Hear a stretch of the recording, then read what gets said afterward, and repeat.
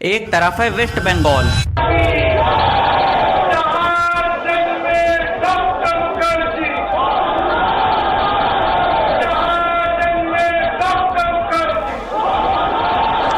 जहां 15 साल लगातार राज करने के बाद भी ममता बनर्जी बुरी तरह से हार चुकी हैं। जय हिंद, वंदे मातरम, खुदा हाफिज, जय जोहर, इंशाल्लाह, जय बांग्ला, जय बांग्ला, जय बांग्ला। आबार देखा होबे, फिर मिलेंगे।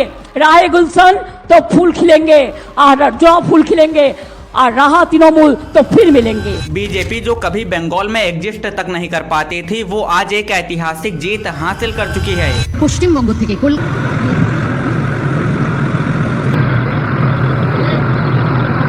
এনার্জি এসে পৌঁছে গেছেন মাননীয়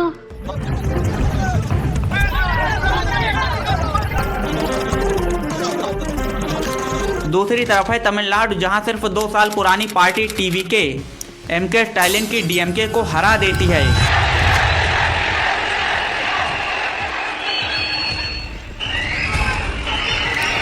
एक मूवी एक्टर कैसे बड़े बड़े नेताओं पर भी भारी पड़ गया।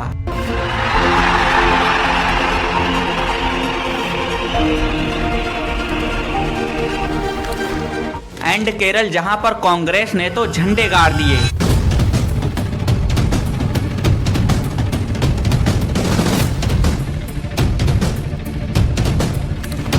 बीजेपी दुनिया की सबसे बड़ी पॉलिटिकल पार्टी, जिसके कंट्रोल में ईडी और सीबीआई जैसी गवर्नमेंट बॉडीज हैं। इंडिया के ऑलमोस्ट 20 से ज़्यादा स्टेट्स और 2 केंद्र शासित प्रदेश में गवर्नमेंट है, लेकिन फिर भी वो केरल में एक भी सीट नहीं जीत पाई। यूडीएफ और एलडीएफ ने केरल में बीजेपी को एंट्री तक नहीं मारने दी, जबकि 4 मई से पहले सबको लग रहा था कि वेस्ट बंगाल में दीदी का जादू बरकरार रहेगा, तमिलनाडु में एमके स्टालिन का दबदबा और केरल में लेफ्ट को हराना लगभग नामुमकिन होगा। बट अब एक बार फिर से इंडियन पॉलिटिक्स का मैप चेंज हो चुका है। वेस्ट बंगाल में 15 साल पुराना तृणमूल का राज ध्वस्त हो गया। तमिलनाडु में एक्टर विजय थलपति ने 60 साल पुराना द्रविडियन सिस्टम को हिला कर रख दिया। और केरल, वहां तो राहुल गांधी ने वो करके दिखाया जो 10 सालों में लगभग इम्पॉसिबल लग रहा था। केरल में यूडीएफ को प्रचंड जीत मिली है, लेकिन क्या यह सच में लोगों की पसंद थी, या फिर इसके पीछे एक गहरी स्ट्रेटेजी वर्क कर रही थी? चलिए समझते हैं कि आखिर इंडियन पॉलिटिक्स में इतना बड़ा उलटफेर आया कैसे, जिसका किसी ने अंदाजा भी नहीं लगाया था। एंड ये वीडियो 3 पार्ट्स में डिवाइडेड है, ताकि हम हर एक टॉपिक को अच्छे से कवर कर सकें।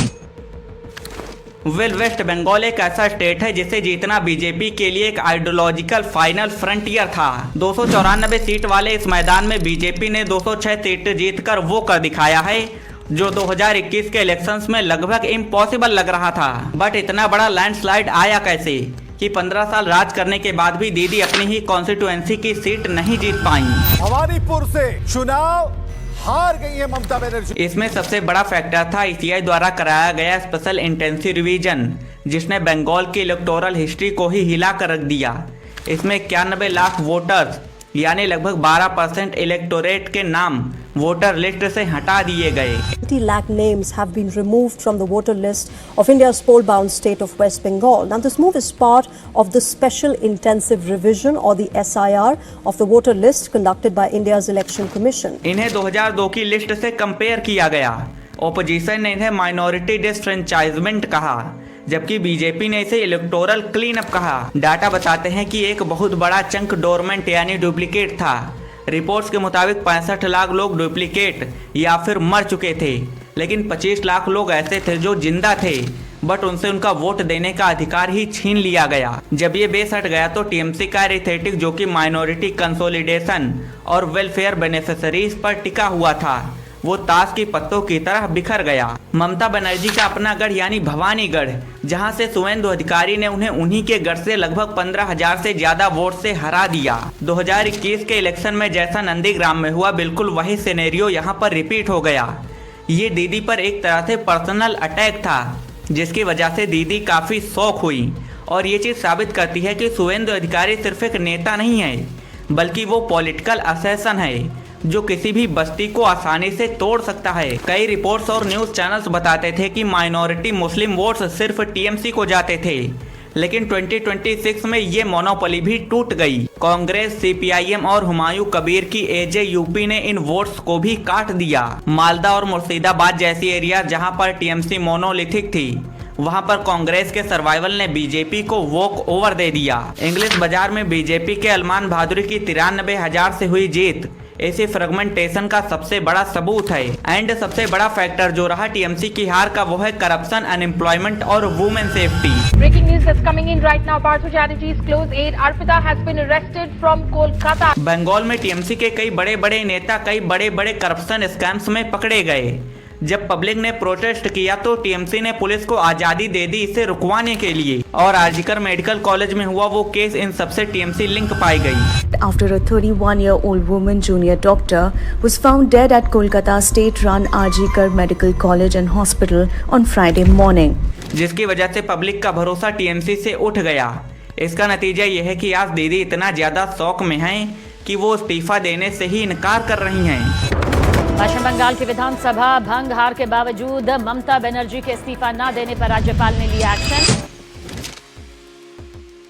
तमिलनाडु यहाँ की पॉलिटिक्स हमेशा से ही ड्राविडियन सिनेमा के ही इर्द गिर्द घूमती रहती है, लेकिन 2026 में एक नया हीरो लॉन्च हुआ टीवी के, यानी तमिलागा वेत्री काजगम, और इसके लीडर चंद्रशेखर जोसेफ विजय यानी विजय थालापति। तमिलनाडु की 234 सीट्स में से विजय की टीवीके ने 108 सीटें जीत ली। ये किसी भी डेब्यूट पार्टी के लिए एक हिस्टोरिकल विक्ट्री है।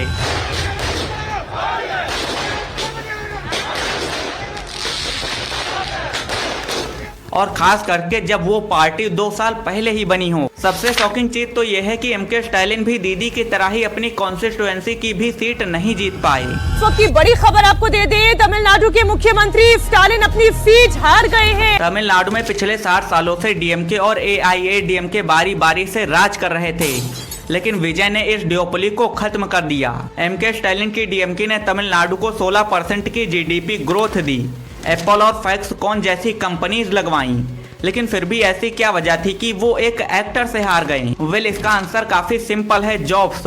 हर 3 एजुकेटेड यूथ में से सिर्फ एक के पास ही नौकरी है। विजय ने तमिल फर्स्ट पॉलिसी और 75% लोकल रिजर्वेशन का वादा करके यूथ को अपनी साइड कर लिया। उन्होंने सिनेमा के फैंस को कार्डरे वीआईएम में बदला, जिसके साथ उन्होंने 15 सालों से ग्राउंड लेवल पर काम किया और प्लानिंग भी की। विजय की टीवीके की आइडियोलॉजी भी कुछ ज्यादा डिफरेंट नहीं है। उन्होंने भी काफी ज्यादा फ्री बीज का लालच दिया, ऊपर से उनकी एक हीरोइक इमेज बनी है, जिसकी वजह से जेनजीज उनसे काफी ज्यादा अट्रैक्ट हुए, और यही वजह है कि आज तमिलनाडु में विजय का दबदबा है। बट फिर भी विजय थलपति मेजोरिटी से 10 सीट कम ही जीत पाए। विजय थलपति ने जीती 108 सीटें, जबकि मेजोरिटी सरकार बनाने के लिए चाहिए 118 सीटें।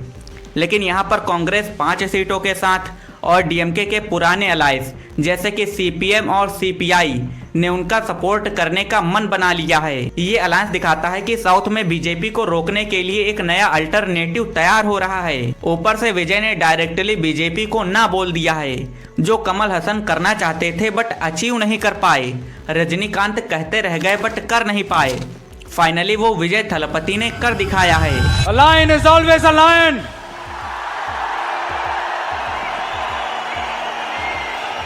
There are so many jackals and other animals in the forest, but there will be only one lion. And even if it is single, it will be the king of jungle.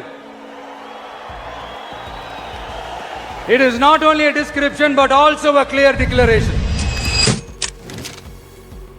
Kerala India का आखिरी communist किला, और ये किला 4 मई को finally पूरी तरह से collapse कर गया। इस बार केरल में कांग्रेस प्लस की आंधी चली।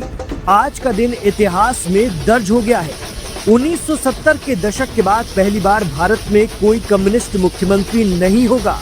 केरल में उनका आखिरी किला भी ढह गया है।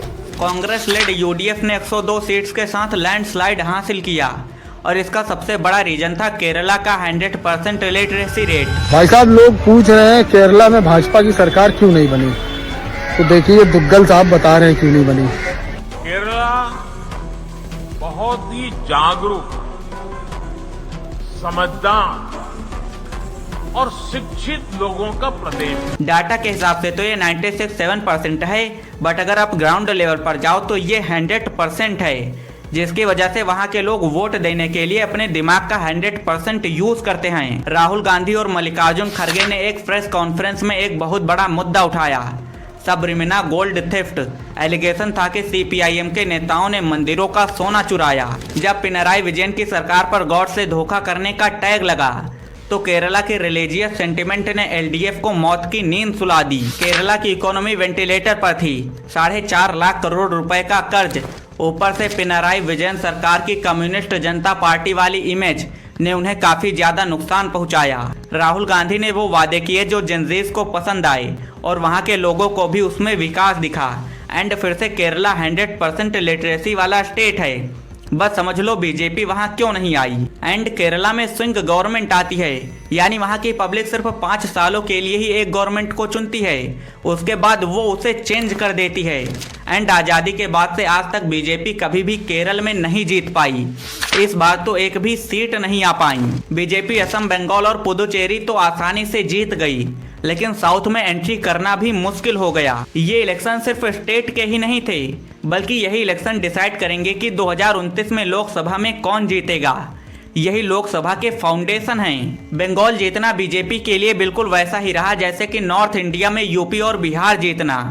लेकिन साउथ में राहुल गांधी एक किंग मेकर बनकर निकले हैं, लेकिन उन्हें विजय जैसे लीडर्स के साथ स्पेस शेयर करना पड़ेगा, क्योंकि अब लेगेसी और डायनेस्टी पर नहीं बल्कि एक्शन और ऑथेंटिसिटी पर वोट्स दिए जा रहे हैं। चाहे वो बंगाल हो जहां पर वोटर सिंडिकेट से परेशान था, या फिर तमिलनाडु हो जहां पर वोटर जॉब्स की वजह से परेशान था, और केरल की तो अपनी अलग ही लेगेसी है। वैसे आपका इन सब पर क्या मानना है, कमेंट में अपनी राय जरूर बताना। मैं मिलूंगा आपसे किसी और दिन किसी और नई वीडियो टॉपिक के साथ, तब तक के लिए बेस्ट ऑफ लक।